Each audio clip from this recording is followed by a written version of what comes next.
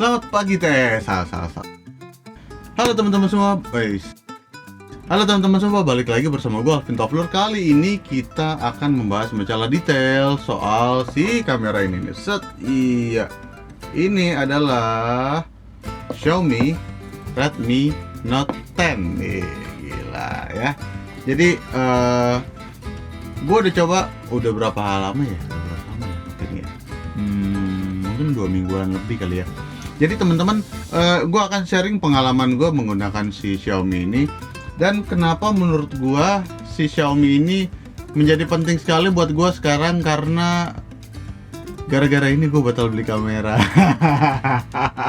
Jadi sebenarnya gini, tadinya gue berencana akan ambil satu lagi ZV-1 Sony nya. Itu kenapa? Karena dia kan handy banget tuh, jadi kalau buat ngevlog enak gitu. Jadi kalau misalkan gue bikin konten yang tipis-tipis nih, nggak usah pakai peralatan yang berat-berat, cukup pakai ZV-1 kelar gitu loh. Nah tapi setelah gue coba ini kemarin ya, ini gue akan kasih lihat ke lu. Jadi setelah gue kasih beli lagi, iya, setelah gue beli ini kemarin, semuanya berubah ya, kayak negara api menyerang. Nah jadi teman-teman nih, lo lihat ya, ini adalah mana suaranya gua matiin dulu ya. Ini adalah salah satu hasil dari Xiaomi Note 10 Pro ini. Ini 4K pakai kamera belakang ya, jadi lo bisa lihat nih, lo lihat tajam pak ya, tajam ya. Emang sensor kecil itu kalau cahayanya bagus, kalau cahayanya aman sih aman aja ya. Nah terus ada hal lagi yang gue notice, dia ini pinter gitu. Kenapa pinter? Mana dia ya? Nah, lo bisa lihat di sini, ya. Bisa lihat di sini, di belakang gue itu matahari, backlight dong. Nah, terus abis itu muka gue harusnya kan gelap kan? Kalau pakai kamera biasa pasti gelap. Nggak mungkin nggak gelap. Itu udah hukum alam lah ya. Nah, ini kameranya pinter, langsung dinaikin sama dia si area shadow-nya gitu. Jadi buat gua shooting backlight udah nggak perkara lagi ya, walaupun memang detailnya agak berkurang di sini, pasti ada. Tuh. Kelihatan detail-detailnya ada yang kurang. Terus di area baju yang hitam juga shadow-nya ada. Noise artifact yang ungu-ungunya ada, tapi menurut gua sih no problem kan. Ya selama ini juga kalau pakai kamera biasa juga pasti diangkat-angkat juga shadownya. Ya. Nah terus abis itu teman-teman, menurut gua kameranya udah detail ya kan, 4K, dia 4K 30 fps gitu. Jadi 4K 30p, jadi udah nyaman sih buat gua ya. Tuh kalau lo lihat detailnya sih bagus, lihat deh ya gitu. Jadi kalau buat gue sih so far aman banget. Apalagi gue kemarin ngevlognya pakai ini nih, pakai si Boya ini. Jadi dia nah ini yang di sini nih, dan dia ada dead cat-nya. Itu angin ini, padahal anginnya kenceng loh, tapi nggak berasa di rooftopnya. Oke juga sih ya gitu. Jadi gua tidak mengharapkan akan bisa seperti itu sih suaranya, tapi ya wis lah, bagus dong kalau kayak gitu ya. Terus dia juga ada fitur namanya dual kamera teman-teman. Nah ini fitur salah satu yang gue seneng. Kenapa? Karena nah ini salah satu fitur yang gue senangi. Kenapa? Karena tanpa harus kasih lihat belakang, kasih lihat depan, lu ada muka lu juga tetap. Jadi kamera depan belakangnya bisa dioptimalisasi ya. Nih bisa juga bentuknya kayak gini gitu. Jadi ini sambil moto nih misalkan, oh ya ini gue bisa sambil moto cekrek. Nah orang juga bisa ngeliat muka gue yang ngomong gitu loh. Wih. Terus abis itu teman-teman, dia juga ada fitur timelapse ya. Fitur timelapse-nya sampai 4K 30p. Terus nih, tapi ya nggak bisa lambat-lambat banget, karena ya begitu lambatin banget shutter speed-nya dia akan overexposure ya. Nih tuh lihat, ini pas sore. Dan kita juga nggak bakalan bisa ngeset yang light trail panjang-panjang kayak gitu. Jadi karena dia bentuknya bukan foto, kalau lo mau bikin yang ada light trailnya panjang-panjang gitu, itu bagusan yang dari foto.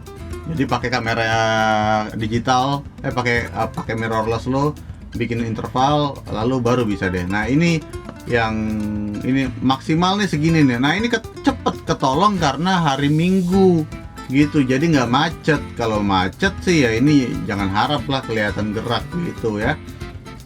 Oke. Nah terus teman-teman, ini yang bikin kesel ya. Ini yang bikin kesel. Jadi di kamera ini ada namanya fiturnya kayak, jadi ini salah satu fitur andalan di kameranya Olympus ya, namanya Live Composite ya. Jadi Live Composite itu dia akan melok di lock nih, dikunci exposure-nya, lalu akan ditambahkan sedikit demi sedikit highlight-nya doang, cahayanya doang. Jadi kalau ada penambahan highlight dia akan nambahin, tapi kalau misalkan nggak ada, dia akan diem aja exposure-nya. Jadi kalau misalkan kita sunset nih, sunset udah ngambil sunsetnya, habis itu yang ditambahin tuh cuma light trail-nya doang gitu. Nah ini fitur ini ada di Xiaomi, gila sih. Nah ini lo bisa lihat nih ya, set-setan dulu. Nah jadi lo bisa lihat di sini teman-teman ya, ini namanya jack neon ya, karena handphone gue bahasa Indonesia. Ya, lo lihat dia akan ngelock dia akan ngelock exposure-nya ya, ngelock exposure-nya, lalu si lampu-lampu mobil ini akan bertambah dengan sendirinya gitu. Jadi dia akan ya kayak light painting lah gitu. Jadi nah tapi yang gue notice memang si si handphone ini ya, dynamic range-nya kan kurang kan. Jadi lampu mobil-mobil yang nyala merah seharusnya itu jadinya putih juga gitu. Mungkin ya ini kendala dynamic range ya. Jadi ya memang kalau misalkan lo mau bagus sekali ya beli Olympus aja gitu. Atau di Fuji X-A7 kalau nggak salah sih ada fiturnya, tapi ya paling bagus sih Olympus ya. Terus dia ada juga mode ini nih, mode langit berbintang. Jadi buat moto Milky Way kayaknya sih. Jadi buat moto Milky Way, tapi kita foto malam-malam tuh, lihat tuh. Ya, oke lah gitu.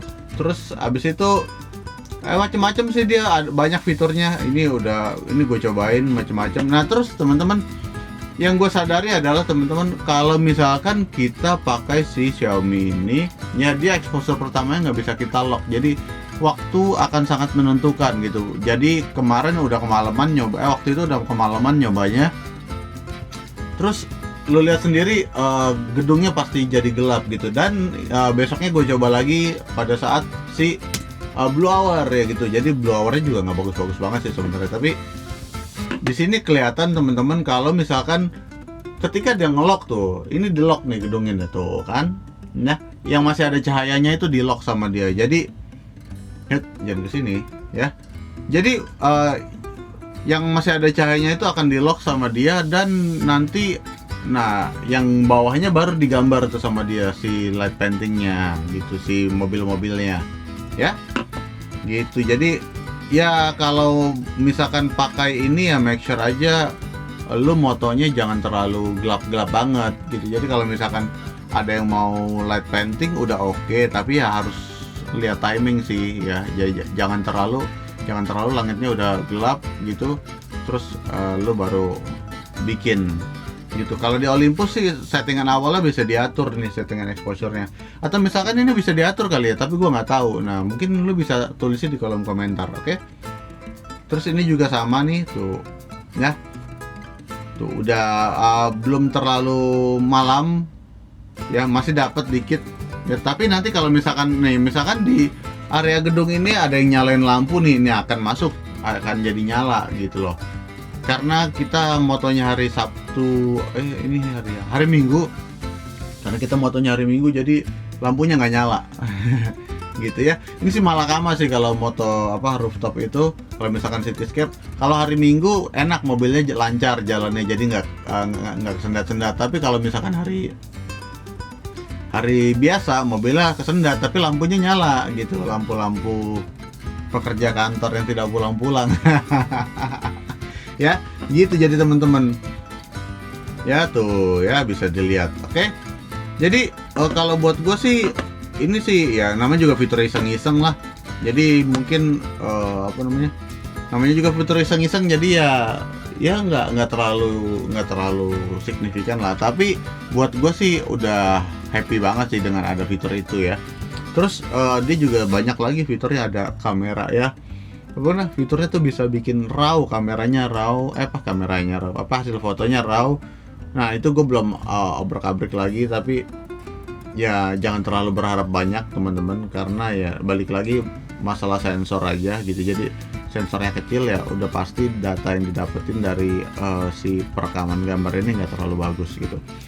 Terus habis itu dia ada fitur dia juga ada fitur slow motionnya, tapi dia kualitasnya akan berkurang gitu, jadi gua nggak akan menyarankan itu gitu. Terus habis itu kamera recorder internalnya kayaknya gua udah pernah bahas sebelumnya, itu juga udah lumayan bagus gitu.